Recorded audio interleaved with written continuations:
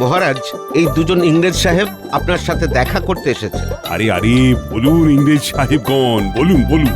নবাব বাহাদুর আমাদের এই কৃষ্ণনগরের কাছেই খাঁটি গড়ার পারমিশন মানে অনুমতি দিয়েছেন।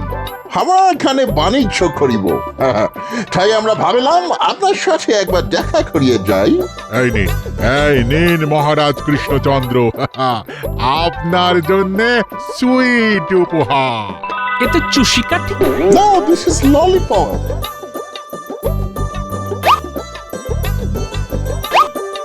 ধন্যবাদ ধন্যবাদ। প্রহরী, তুমি এনাদের জন্য পুষ্পস্তবক নিয়ে এসো।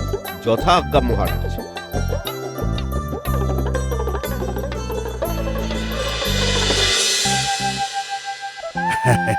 আপনারা আমাদের রাজ্যে বাণিজ্যের জন্য এসেছেন, এতে আমি খুব খুশি হয়েছি। আর কোনো সমস্যা হলে বলবেন, আমি যথাসাধ্য সহযোগিতা করার চেষ্টা করব। Thank you, thank you.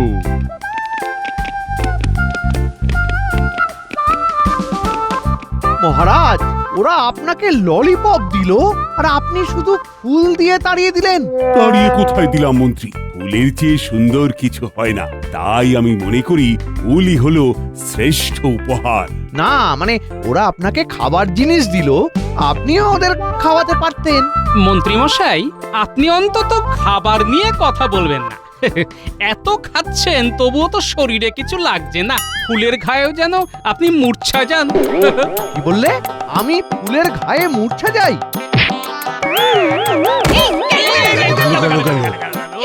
আমি দুঃখিত মন্ত্রী মশাই। আমি পড়ে গেছি। মন্ত্রীমশাই তো দেখছি ফুলের গায়ে সত্যি সত্যি মূর্ছা গেলেন। ফুলের নয়, পাখার। তোমরা আবার মন্ত্রীকে নিয়ে মশকরা শুরু করলে। যাও যাও মন্ত্রী, বাড়ি গিয়ে বিশ্রাম নাও তো, যাও। উফ উফ উফ, বাবা গো, বাবা গো। আমি কি তোমার বাবা নাকি? ও গিন্নি গো, কি ব্যথা, কি ব্যথা! এ সব গোপালের অভিশাপ। ব্যাটা বললো আর আমি পড়লাম। সব সময় গোপাল গোপাল করো না তো।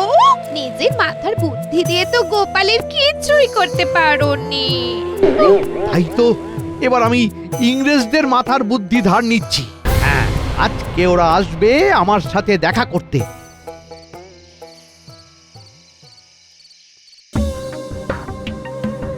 গুড ইভিনিং মন্ত্রী। ইভিনিং, গুড ইভিনিং, শুভ সন্ধ্যা। সন্ধ্যার শুভ নেই সাহেব, সন্ধ্যার শুভ নেই। একদিকে গোপালের মন্ত্রণা, তার উপর কোমরে যন্ত্রণা। তারপর তো সেই ব্যাপার, মন্ত্রী মশাই চিৎপটাং। মন্ত্রী মশাই চিৎপটাং। ওই বক্কা মনের লোক পাখায় আহত হয়েছেন।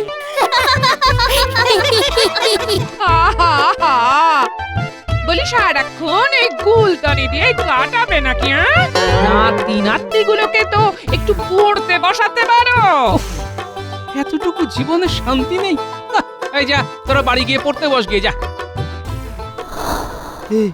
তারপর বলুন, খাবার কেমন লাগছে? হ্যাঁ, দারুন দারুন দারুন, ডেলিসিয়াস। এই আলু পোস্তটা খুব টেস্টি। পোস্ত আমাদের দেশে তো পাওয়া যায় না। আইডিয়া মন্ত্রী, আমরা কৃষ্ণনগরের চাষিদের দিয়ে পোস্ত চাষ করালে কেমন হয়? দারুণ হয়, দারুণ। এখানে কম অর্থ দিয়ে চাষ করিয়ে আপনাদের দেশে বেশি দামে বিক্রি করবেন। দেখবেন লাভের গুড় পিঁপড়ে কেন হাতিও খেয়ে শেষ করতে পারবে না। বেশ, তাহলে কালকেই চাষিদের সাথে কথা বলিব।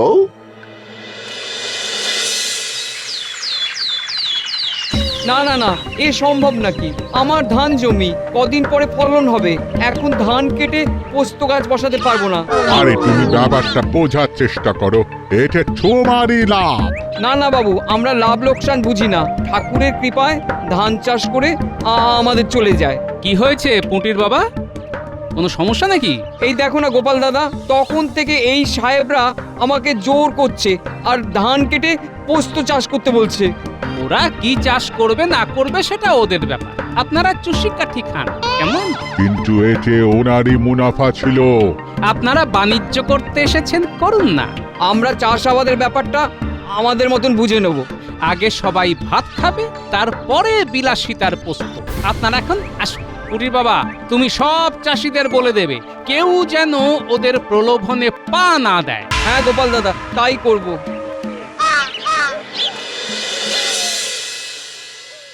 বুঝলে মন্ত্রী, একটাও চাষি পোস্ত চাষ করতে রাজি হলো না। আর হবে না কি করে?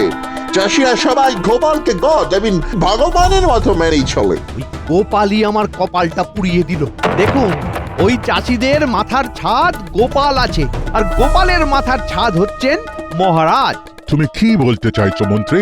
একটু খোলসা করে বলো তো। শুনুন শুনুন শুনুন, আমার কাছে একটা জবরদস্ত পরিকল্পনা আছে, যেটা অনুযায়ী কাজ করলে স্বয়ং মহারাজ ভিজে বিড়ালের মতন মিউ মিউ করবে। বলো মন্ত্রী।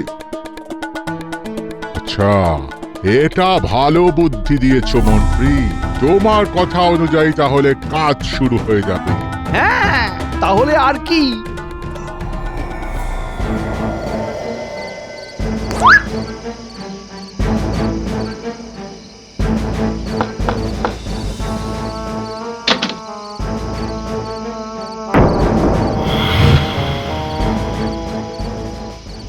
ওই গো, কে এলো? এ কি গো, কোথায় তুমি? কি গো?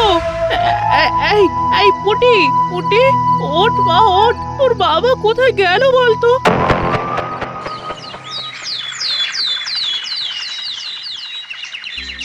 গোপাল দাদা, গোপাল দাদা, ও গোপাল দাদা। আরে পুটির মা, বলো বলো, এত হাঁপাচ্ছ কেন? কালকে রাতের বেলা থেকে পুটির বাবাকে খুঁজে পাওয়া যাচ্ছে না। সে কি, কি সর্বনাশ! হ্যাঁ গো গোপাল দাদা। আচ্ছা আচ্ছা, শোনো, আমি তো রাজসভায় যাচ্ছি। তুমি তুমি একটু পরেই রাজসভায় এসে সব ঘটনা মহারাজকে জানাও, বুঝলে? আচ্ছা।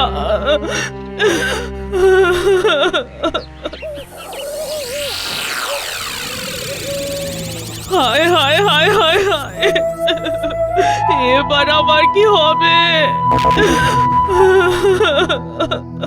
কালকে রাতের বেলা থেকে পুটির বাবাকে খুঁজে পাওয়া যাচ্ছে না।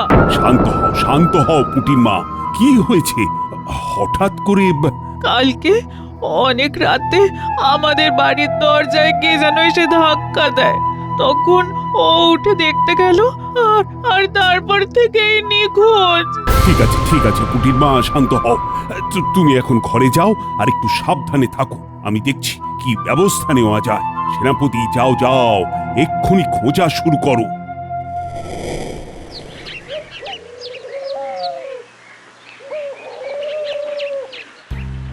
কি বলা নেই, কওয়া নেই, হঠাৎ করে দিনে দুপুরে ভোলার দোকান বন্ধ কেন? গোপাল দাদা, আমি তো অনেকক্ষণ এখানে দাঁড়িয়ে আছি। আর অপেক্ষা করে লাভ নেই ভাই। ওই ভোলা ময়রার বাড়িতে তো ওই কান্নার রোল পড়ে গেছে। কালকে রাত থেকে ভোলাদা নিখোঁজ। হ্যাঁ, বলিস কি রে? সে কি, ভোলাও নিখোঁজ, পুটির বাবাও নিখোঁজ? না, ব্যাপারটা নিয়ে তো ভাবতে হবে।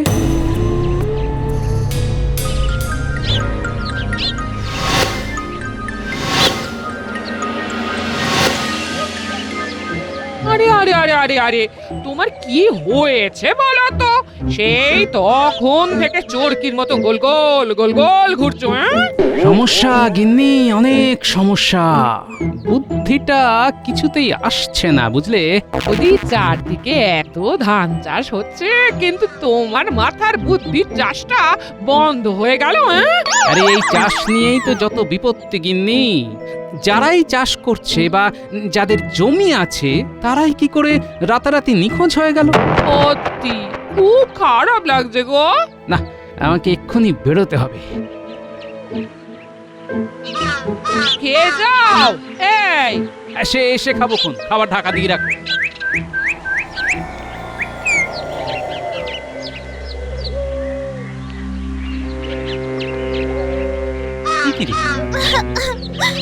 আমার বাবাকে কিভাবে খুঁজে পাবো দাদু? শোন, তোদের কিছু কাজ করতে হবে বুঝলি। ঠিক আছে দাদু। তোদের তোদের তোদের একটু মন্ত্রী মশাইয়ের পিছনে ছায়ার মতন ঘুরতে হবে। ঠিক আছে, আমরা এক্ষুনি কাজ শুরু করে দিচ্ছি। কিন্তু কিন্তু কি? আসলে ওরা তো এখনো কিছু খায়নি, মানে আমরা কেউই কিছু খাইনি, মাও রান্না করেনি। ও এই ব্যাপার। আচ্ছা ঠিক আছে, তোরা তোরা আমার বাড়িতে চলে যা, খেয়ে দে তারপরে বেরিয়ে পড়। আচ্ছা।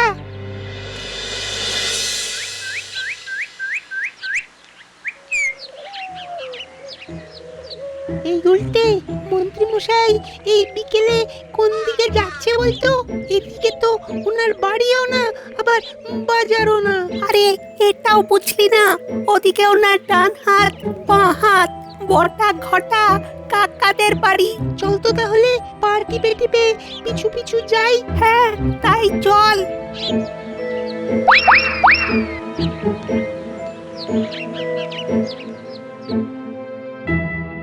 বুঝলি বটা ঘটা, অনেক কায়দা করে ইংরেজদের সাথে একটা পরিকল্পনা করলাম, কিন্তু এবার মনে হচ্ছে ব্যাপারটায় জল ভরে যাবে। কেন এরকম বলছেন? আরে বেশ কয়েকজন চাষিকে তো আমি আর ইংরেজরা মিলে ওদের ডেরাতে লুকিয়ে রেখেছি। সে তো জানি, কিন্তু কেউ কি এই ব্যাপারটা জেনে গেছে নাকি? না, এখনো জানেনি, কিন্তু মহারাজ তো সেনাপতিকে বনে বাজারে খুঁজতে পাঠিয়েছেন। আরে তাতে কি, আপনি এক কাজ করুন, আপনি আজকে রাতের মধ্যেই ওদের সাবধান করে দিয়ে আসুন। আর বলুন লুকিয়ে রাখার জায়গা যেন বদলে নেয়। ব্যাস হয়ে গেল। এটা ভালো কথা বলেছিস তো। ঠিক, আমি সন্ধ্যের মধ্যেই বেরিয়ে পড়বো।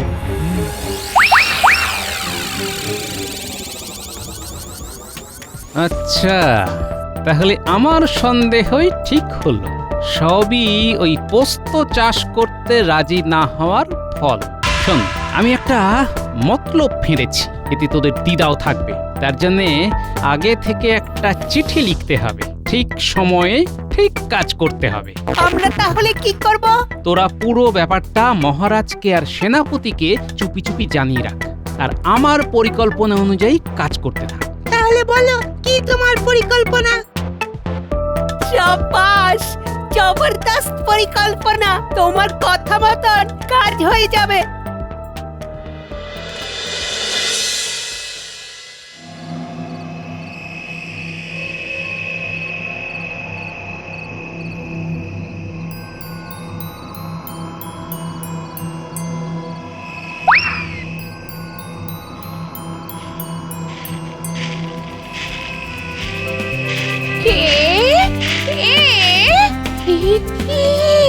গোপাল বউ, তুমি এই সময়?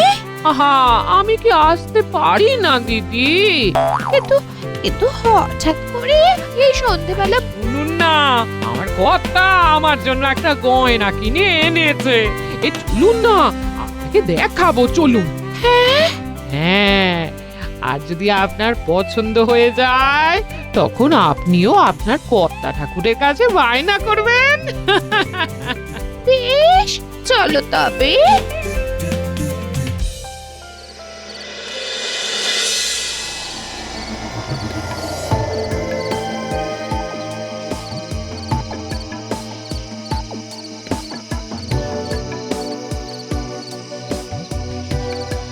দেখছো তো, বাচ্চাদের দেওয়া তথ্য একদম নির্ভুল।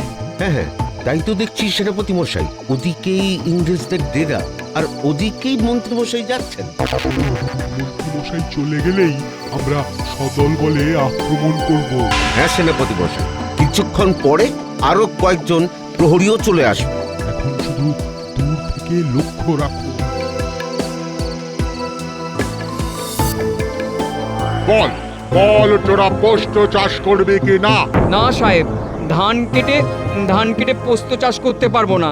আমার তো সামান্য 3 বিঘা জমি, আমাকে ছেড়ে দিন। চুপ! সাহেবরা শুনুন শুনুন, আরে মহারাজ কিন্তু খোঁজ খবর করার জন্য লোক পাঠিয়ে দিয়েছেন, তাই এদেরকে আজ রাতের মধ্যেই অন্য কোথাও সরানোর ব্যবস্থা করুন। সে কি মন্ত্রী? হ্যাঁ, দরকার হলে আপনাদের দেশে এদের নিয়ে গিয়ে বিনা পয়সায় চাষ করান। এইটা তুমি ভালো বুদ্ধি দিয়েছো। এদের গোপনে জাহাজে করে আমাদের দেশে নিয়ে যাব। না আমরা যাব না। আমি এখন আসি কেমন?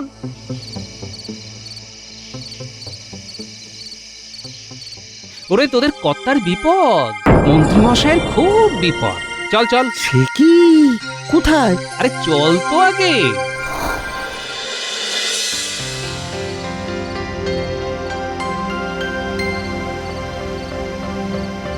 গিন্নি, ও গিন্নি, গিন্নি, আরে আরে কোথায় তুমি?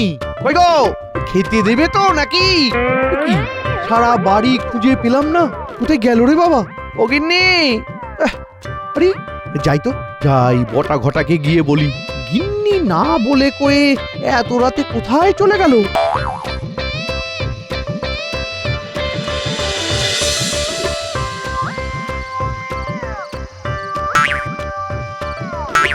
কি আরে বটা ঘটাও তো বাড়িতে নেই, এরাও কোথায় গেল? কি হচ্ছেটা কি? এখন আমি কাকে খুঁজবো? একুল ওকুল দুকুল হারিয়ে গেল আমার। এ কেমন রান্না হয়েছে বললেন না? সে তো ভালোই হয়েছে, কিন্তু গয়না তো দেখালে না। গয়না? এই গয়না তো একটা বাহানা মাত্র, আপনাকে এখানে ধরে রাখার জন্য। হ্যাঁ, তার মানে আমাদেরকেও ধরা হচ্ছে। হ্যাঁ, গৃহবন্দী। গরিব নিরীহ চাষিদের ধরার এই শাস্তি। তবে আদর যত্নে কোনো খামতি হবে না, এই 2-1 দিনের মধ্যেই ছেড়ে দেব। ও তাহলে ঠিক আছে।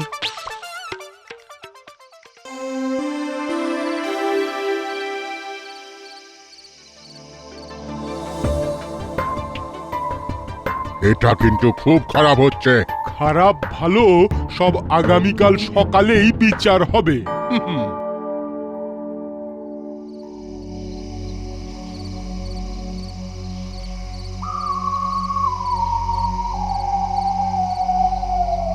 কি কি সব গেল কোথায়? সাহেবরাও তো দেখছি চলে গেছে। আমার সাথে এটা কি হচ্ছে? আমি তো মাত্র কয়েকটা চাষিকে নিখোঁজ করেছিলাম, এখন তো দেখছি আমার কাছের লোক সবাই নিখোঁজ হয়ে যাচ্ছে। কাল সকাল হলেই মহারাজকে জানাবো। হ্যাঁ,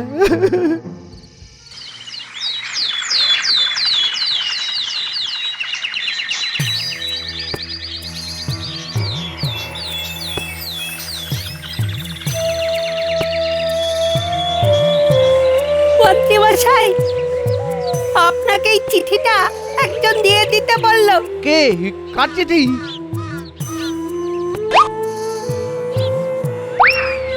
প্রিয় স্বামী, আমি তোমাকে ছেড়ে চলে গেলাম। আমি যেখানেই আছি খুব ভালো আছি, আর তোমার কাছে ফিরবো না। তুমি একা একাই থাকো, হাত পুড়িয়ে খাও, বিদায়। ইতি শুধুমাত্র তোমার গিন্নি।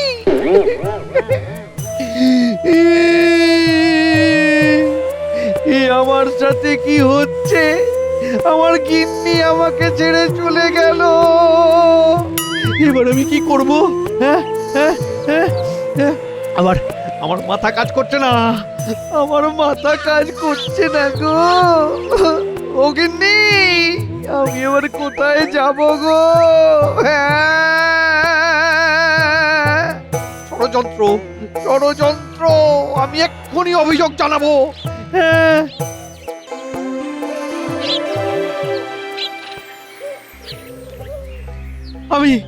আমি এসেছি মহারাজ।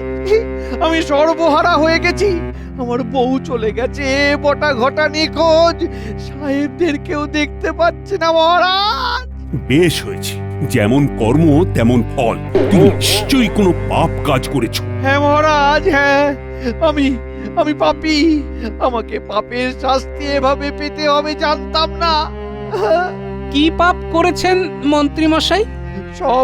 সব গরিব চাষিদের আমি চক্রান্ত করে লুকিয়ে রেখেছিলাম, আর এই ইংরেজরাই এই কাজে আমাকে সাহায্য করেছিল। কিন্তু ব্যাপারটা ঘুরে গেল, তাই না?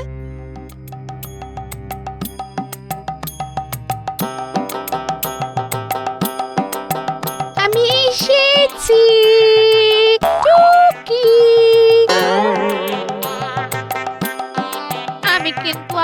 ফিরবো না।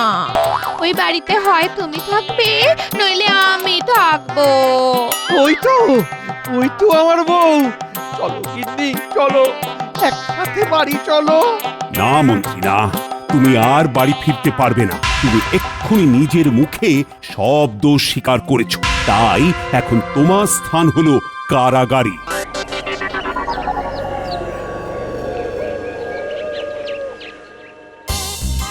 সব আপনার জন্যে, সব আপনার জন্যে। আমরা আমরা আপনার কথা শুনে এই পাপ কাজ করতে গিয়ে ধরা পড়েছি। দাঁড়িয়ে দেখছো কি? এই মন্ত্রীকে শাস্তি দাও। আমি আর করবো না গো। একেই বলে ফন্দির পরে বন্দি দশা।